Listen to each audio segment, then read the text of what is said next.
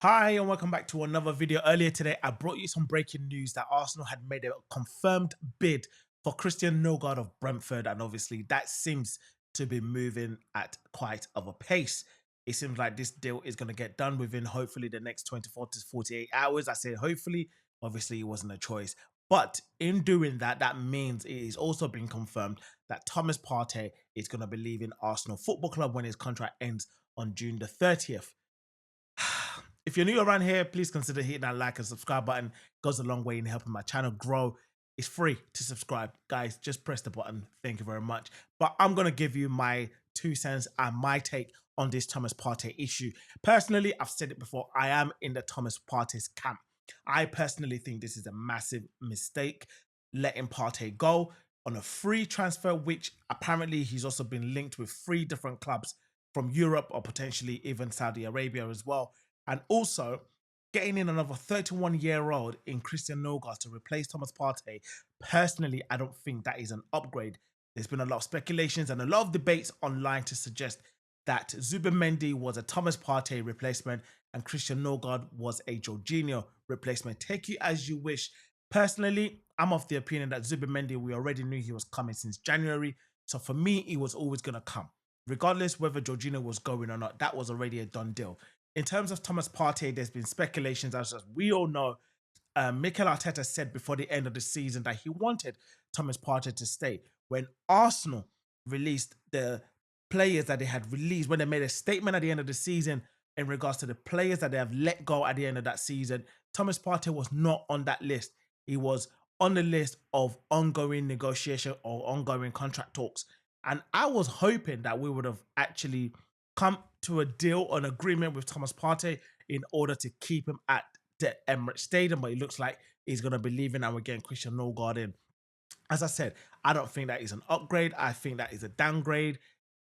We are in a phase. I don't even like the word phase, but we are in a period where we need to start winning trophies again.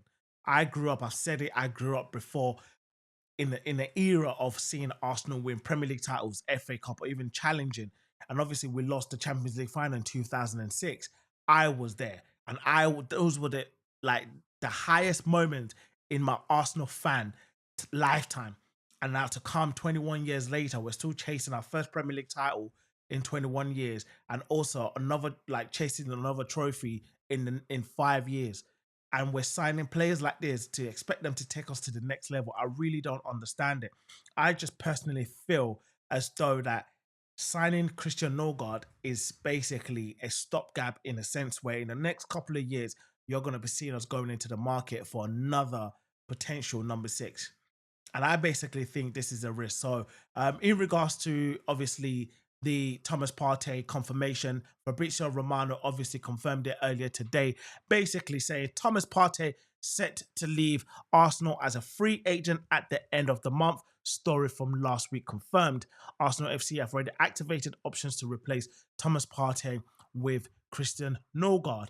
And as I said, honestly speaking, I'm not really a fan of this. It is what it is. I understand that obviously they couldn't come up with a basically a deal to basically keep Thomas Partey at Arsenal. It is reported, I think Thomas Partey is currently in or around 200 grand a week, and apparently he was looking to negotiate a 2-year deal in or around 250,000 pounds a week, which basically means he wanted a pay rise and also a 2-year deal to stay at the Arsenal. And is apparently is reported that Arsenal were not willing to meet that demand from Thomas Partey, and that's why they have actually pivoted in trying to get Christian Nogard in. And as I said, it seems like this Nogard deal, it seems to be moving quite at pace. It was broken earlier today by Fabrizio Romano and also then David Ornstein, that obviously Arsenal had made an initial bid, an initial inquiry, and so forth to Brentford, and they were waiting a reply from Brentford. And obviously, since then, we've had further development when it comes to Christian Nogard, and obviously Sammy Mockbell, of the BBC, basically said full story on Arsenal move from for Brentford midfielder Christian Nogard. AFC or genuine interest in him in Lucian Nugent of Seville, but Mikel Arteta wanted his experienced Premier League player an initial fee of approximately £10 million plus £5 million potential in extra add-ons, and the deal is now in the advanced stages. So you're telling me £10 million plus £5 million in bonuses or add-ons for Norgard, where you potentially could have paid that to Thomas Partey for the next 2 years, but you're going to pivot and get a player in. And I personally believe this is going to be a massive risk. Going into a new season that is very important for Arsenal Football Club in order to challenge for the Premier League in all fronts, challenging for the FA Cup, challenging for the Carabao Cup, and also challenging for the Champions League. And you're going to go in with two new central defensive midfielders. Yes, one of them has Premier League experience, but the other one, who's going to be the starter, by the way, in Zubimendi, because let's be honest, he's not coming in to play second fiddle to Partey. He was going to come in as the main man in that position. So I get it and I understand it and I accept that. But Thomas Partey would have been the experienced player at Arsenal already for the last 5 years who would have been able to allow Zubimendi to adjust to the Arsenal way and adjust to that position and play his great football as best as he could. And now we're going to be going into a pivotal season where we need to be challenging at all fronts with two new central defensive midfielders. I personally feel like this is a massive risk that Arsenal are taking. This is going to be a massive risk going into a new season where you've got Liverpool signing a world-class player in Florian Wirtz. They've signed Frimpong. They've agreed a deal for Kirkes, and obviously they've got other potential signings. And I'm reading that there's a potential that Liverpool are going to be bidding, or they're in talks with Newcastle for Isak. If that is the case, you might as well just write the season off now, because Manchester City, as you guys know, they've been signing players left, right, and centre before the Club World Cup, right? And ultimately, they are going to add to that after the Club World Cup. They're not finished yet. They're not a finished article. They're rebuilding, and they're rebuilding very well. Yet Arsenal are taking forever to rebuild or to get the players in. Then let's be honest about it. We all knew, or should I say, Arsenal must have known what Thomas Partey's demands were before this season ended. Before the season ended, they already knew what Thomas Partey wanted in terms of wages and in terms of the length of the contract he was demanding from his team, and they allowed him to run his contract down and also go on a free, same as Jorginho. Obviously, he's already playing in a Club World Cup with Flamingo. And now Thomas Partey is going to be going on a free come next week, Monday. I just think it's poor business from Arsenal, in my opinion. We've done this in the past and we're doing it again. And I just don't personally feel that this is an upgrade. I personally feel that this is, I don't know if it's a downgrade, but let's be honest, it's not an upgrade from Thomas Partey. Let me put this question out to you guys now. If Thomas Partey was the one, let's say, leaving a Manchester City club, a Liverpool club on a free, knowing Arsenal, I bet you they would have been jumping on it. Because that's just basically what we do.